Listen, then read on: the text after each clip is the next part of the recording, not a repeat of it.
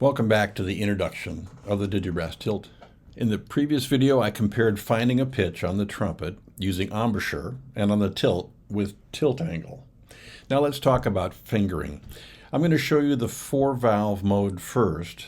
It's the same fingering as is used on the piccolo trumpet in the first octave. It's also the same 4-valve fingering used by most MIDI wind controllers in their most trumpet-like mode. So first I'd like to show you the fingering chart for the tilt in 4-valve mode. It's a chromatic chart showing the right hand, which is just like the trumpet in the low octave. You can see here, if we just pay attention to valves 1, 2, and 3, the fingering is just like the trumpet in the low octave. And for the left index finger, it's used to lower the note a perfect fourth. So all of these where the left hand or the left index finger is pressed are 1/4 lower than the same fingering when it's not pressed. Let me demonstrate a bit. Here's a C chromatic scale in 4-valve mode.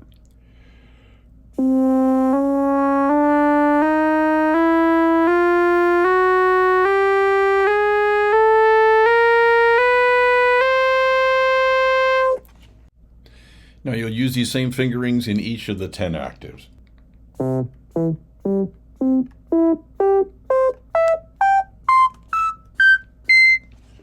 Now there is another common fingering option, which is the 3-valve fingering option. It's just like the trumpet in the low octave. And why wouldn't you use 3-valve fingering first and always? Well, let's talk about the pros and cons.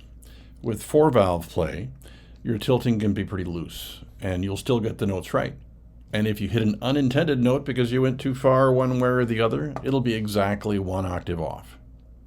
With 3-valve play, the fingering's more familiar, but your tilting must be more accurate. If you tilt a little too far or too little, you'll get an unintended note, and it will be a fourth too low or a fifth too high, much like an inaccurate embouchure would get you in the low octave on your trumpet. I'll show you what I mean. So for this, I'm going to use the thrill cam so you can see what I'm seeing on screen, and that indicates how far off you can be in tilting and still get the right note. Let's start in 4-valve mode, and I'm going to, instead of moving at all, I'm just going to change the note and see if I can hold still and how far I can get, how far off I can be in 4-valve mode and still get the note I intended with no tilting at all.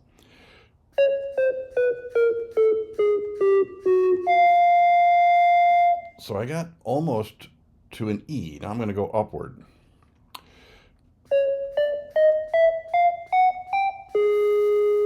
So I got to an F sharp that time. So I've really got most of an octave to play with notes when I'm in 4-valve mode. Let's go into 3-valve mode and do the same thing. I'm not going to use my left index finger now. I'm in 3-valve mode. So you can see when I only got to the A flat, the note changed. Now I'll go up. I got to the E flat. So I've got about a half an octave, 1/4 octave up, 1/4 octave down. And to compensate for the ease of 3 fingers, you need to be more precise in your tilting. Now it's easy to switch between fingering options on the tilt.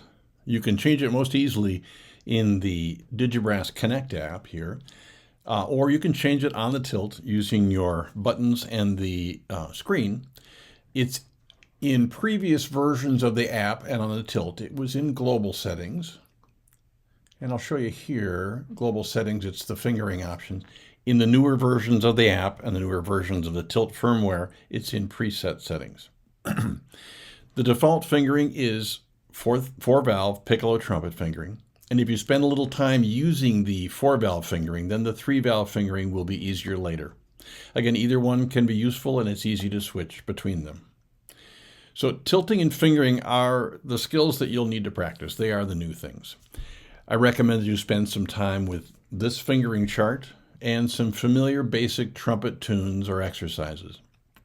We have separate videos on tips and tricks to get the notes right. Next, though, let's talk about the built-in screen on the tilt and how it's useful for learning, performance, and configuration. See you then after you practice playing a bit.